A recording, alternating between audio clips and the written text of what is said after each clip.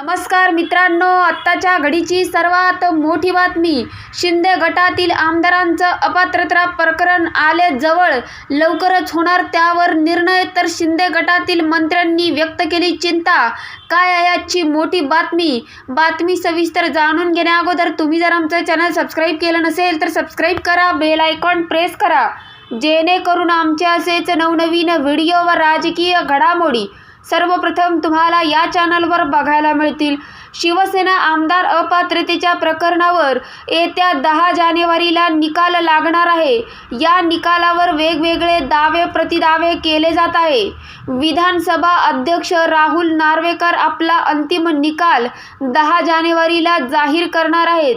या निकालावर राज्याच्या राजकारणात पुढचं भविष्य अवलंबून आहे. आमदार अपात्रतेचं प्रकरण मुख्यमंत्री एकनाथ शिंदे यांच्या बाजूनं लागलं तर सध्याचं सरकार आणि त्यांचा कार्यकाळ पूर्ण करेल, पण निकाल ठाकरे गटाच्या बाजूला लागला तर महाराष्ट्राच्या राजकारणात कोणता भूकंप घडून येईल. कदाचित लोकसभा निवडणुकीबरोबरच महाराष्ट्र विधानसभेच्या मध्यावधी होऊ शकते, अशी चर्चा राजकीय वर्तुळात सुरू असताना या बाबतीतील वेगवेगळ्या चर्चांना उधाण आलेलं आहे. एकनाथ शिंदे गटाचे नेते आणि राज्याचे पाणी पुरवठा मंत्री यांनी या प्रकरणावर मोठा दावा केलाय. शिवसेना आमदार अपात्रतेच्या प्रकरणात काहीच होणार नाही, या सर्व वावड्या आहेत, तर रामललाच्या कृपेने आम्ही सत्तेत राहणार आहोत, असा दावा मंत्री गुलाबराव पाटील यांनी केला आहे. गुलाबराव पाटील यांनी प्रतिक्रिया दिली त्यावेळी त्यांनी विविध मुद्द्यावर सविस्तर भूमिका मांडली आहे. नव्या वर्षात तुमचा संकल्प काय, असा प्रश्न गुलाबराव पाटील यांना विचारण्यात आला तेव्हा त्यांनी सरकारच्या माध्यमातून शेतकऱ्याचे किंवा वेगवेगळ्या घटकांसाठी ज्या योजना राबवल्या जात आहे त्या योजना लोकांपर्यंत जास्तीत जास्त पोहोचवण्याचा नवीन वर्षाचा संकल्प आहे, असंही त्यांनी म्हटलं आहे. येणाऱ्या वर्षाचं राम वर्ष आहे, त्या नवीन वर्षात आपले श्रीराम येणार आहेत. त्याचबरोबर पुढच्या काळातही रामराज्य देशात असावं ही नवीन वर्षाची मनोकामना आहे, असं गुलाबराव पाटील म्हणाले. पुढील 2.5 वर्ष निवडणुकीचं आहे, तुम्ही निवडणुकीत उभा राहणार. यंदा मात्र शिवसेनेत फूट पडली, त्यामुळे निवडणुकीत पुन्हा निवडून येणार काय असं वाटतं. गुलाबराव प्रश्न यांना पाटील यांना विचारण्यात आलं तेव्हा त्यांनी सविस्तर भूमिका मांडली.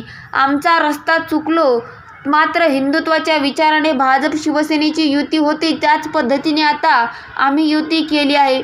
देशाचा आणि राज्यातील जनतेचा कल पाहिला तर नवीन वर्षात महाराष्ट्राच्या विधानसभेवर पुन्हा भगवा फडकेल. आगामी वर्षामध्ये निवडणुकांमध्ये शिवसेना, राष्ट्रवादी काँग्रेस, अजित पवार गट आणि भाजप तीनही पक्षाच्या महायुतीचा विजय होईल, अशी मला खात्री आहे, असा विश्वास गुलाबराव पाटील यांनी व्यक्त केला आहे.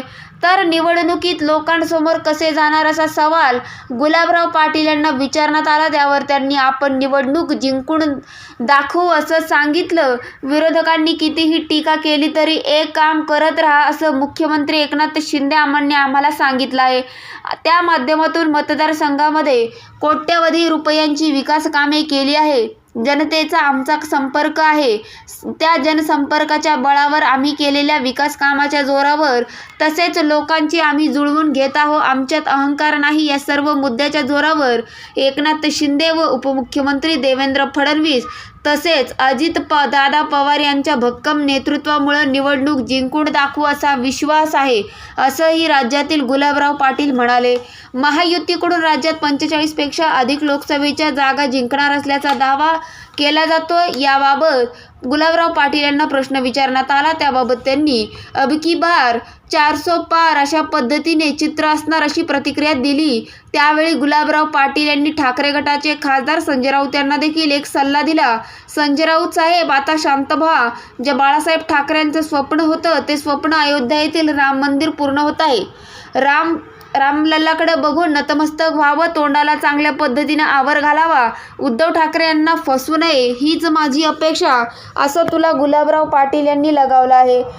दरम्यान गुलाबराव पाटलांच्या बोलल्यामुळे संजय राऊत आता कोणत्या पद्धतीने प्रत्युत्तर देतात हे देखील येणाऱ्या काळामध्ये तेवढंच महत्त्वाचं ठरणार आहे. तर आमदार अपात्रतेच्या प्रकरणावरती येणाऱ्या 10 जानेवारीला निकाल लागणार. त्या 10 जानेवारीला विधानसभा अध्यक्ष राहुल नार्वेकर हा निर्णय देणार असून एकनाथ शिंदे यांच्या शिंदे गटातील आमदारांना अपात्र करतात की काय हे सुद्धा पाहणं बघणार आहे.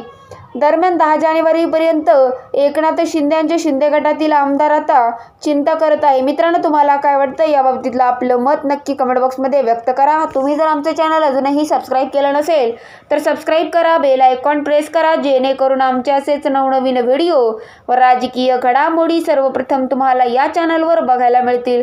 मित्रांनो, तुर्तास धन्यवाद. जय महाराष्ट्र. भेटूया पुढच्या व्हिडिओमध्ये.